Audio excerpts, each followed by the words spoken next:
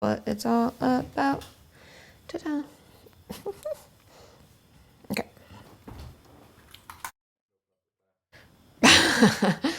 Da-na-na-na-na-na-na. Oh God, I remember that. The rollerdrome. Yes, the rollerdrome. Okay.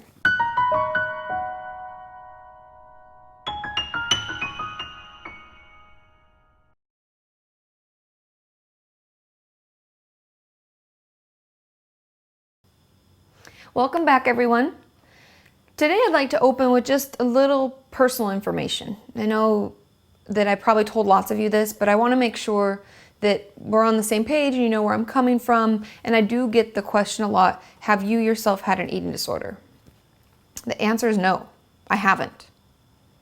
But I will tell you why I kind of understand eating disorders, not only from my training, obviously. I worked at many clinics and I still see many clients and things like that, but I do eat normally. I do exercise. I do, back in the day, oh God, how long has it been? 5 years, 6 years? I used to run a lot. And my therapist, yes, I see a therapist. I think that that's very healthy. I think a lot of people should see therapists, especially since I'm trying to help you. I have to take care of myself, practice what I preach, right? I get annoyed when people don't do that. You should see a therapist, it's very important, but I don't believe in it myself. What? It's retarded. So, back to what I was talking about. I used to run a lot, and I would run ridiculous amounts when I'd be really stressed out, and it was like a stress relief for me. But I found myself exhausted all the time, and my knees started to hurt, and I told my therapist, I was like, you know, my knees have been aching and I'm still just really stressed out, and I was in graduate school and I was just overwhelmed and I was working full time and I'm like, I don't know what to do, and I just felt like, it was chaos, right? And she was like, you know what, Katie, maybe you shouldn't run anymore. Maybe instead you should, journal. Take some time for yourself, listen to music, go out with girlfriends, do something nice for yourself versus torturing yourself. And at first I thought, shut up. You don't know what you're talking about. Sometimes you annoy me when you pretend to know me and you don't know me. She knew me. And so I don't run anymore. Never, ever. I mean, I guess if somebody chased me, I would run. But, I don't run because it's not fun and I don't like it. And it's not good for me. And my knees do ache. And I have better ways to express my stress and my anxiety. And so I think because of that experience that I had and that somehow how I linked my emotions to my physical activity, I can understand where you're coming from. And do I know therapists who have eating disorders? Heck yeah. Do I know people even in my graduate school program, there were a lot of people I was like, wow, you should probably take care of yourself first. And one of the requirements was that we should see a therapist. And a lot of people were like, no, and shouldn't do that. And I thought, well, maybe you shouldn't be a therapist. But, it's not my life. So I do eat normally. And when I say normally, like the other day, we have this place in LA called Umami Burger. Oh my God, it's delicious. I craved a burger and fries. I haven't had a burger and fries. That's okay. I want it. I have it. That's a normal person. I eat normally. I do work out about 3 times a week. I do yoga. That's just part of who I am. I don't run because it's not good for me. I do yoga because it's good. Mentally, it's very grounding. It makes me feel better. I come out of there like all like so relaxed, which, we all know that doesn't happen very often. It's really hard when we're doing a lot of things, we're very busy. So that's just a little bit about me. So I know many of you have the questions and hopefully that answers some of them. Keep them coming. If you have questions about who I am and what I do, just let me know.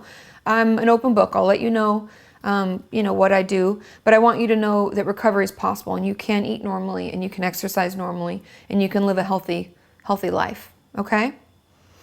Now today's topic is something that is kind of a little abstract. I know some of you have asked for a few more of those abstract topics, and this actually comes from another blog that I follow and I look at called We Are Freedom Fighters.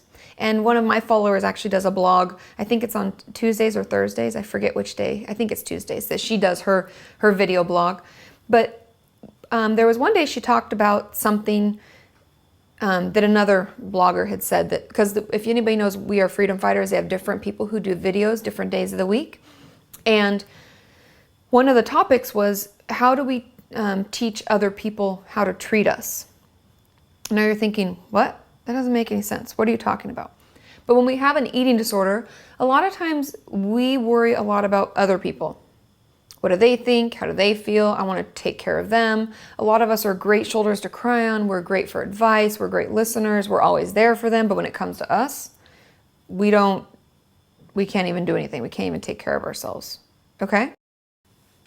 Oops. We ran out of video space on the card. I don't understand video cameras, but we were out of space. So anyway, to go on to what I was talking about, how we teach people how to treat us.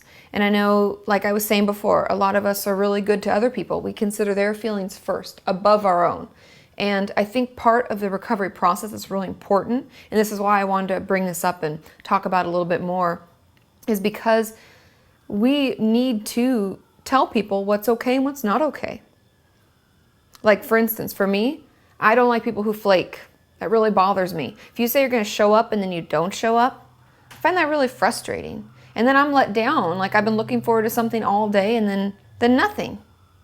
And just never show up. So we have to let people know what's okay and what's not okay. So if a friend of mine says they're going to hang out and then the day of, they're like, oh, sorry, Katie, I forgot that I had this or something, and I understand, we're human, things come up. I'm like, I don't like it when people flake. I can say that. They know how to treat me. I know what bothers them. So does that kind of make sense?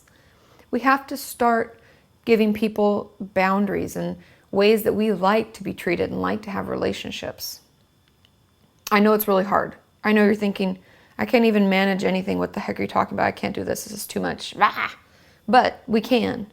We can start small. Start with that close friend who's really supportive and start thinking. I mean, journaling is always the best way to practice these kind of things. So if we journal about something that really upsets us, maybe flaking bothers you too. Maybe somebody saying that they're going to do something, letting you down, not just flaking on an actual spending time together, but on saying they would do something for you. Does that make sense? So start thinking about what's important in your relationships. What is it that you value? Yeah, you, not anybody else, not what anybody else thinks is important. I'm not even going to tell you what I value in a relationship because I want you to tell me and to write it down and to be more acquainted with what's important for you, who you are, and how you would like other people to interact. And obviously nobody's perfect, right? We can't expect people to never impede upon what we find important and what is good for us, but we can ask them to try. We can tell them what's important. Does that make sense? So I hope that's kind of helpful to some of us. I know, like I said, it's a little abstract. It's kind of hard to really put it down on paper and understand, but just start to think about what's important to you in relationships and how sometimes it can even help how do I treat other people? What do I, expect out of myself in a relationship? And that can help us look for the reverse of what we should ask, okay? So I hope that's kind of helpful, and I hope that kind of helps us think more about what's important for us and taking care of us, okay? And we'll just keep working on this because every little thing we do brings us closer and closer to a healthy mind and a healthy body.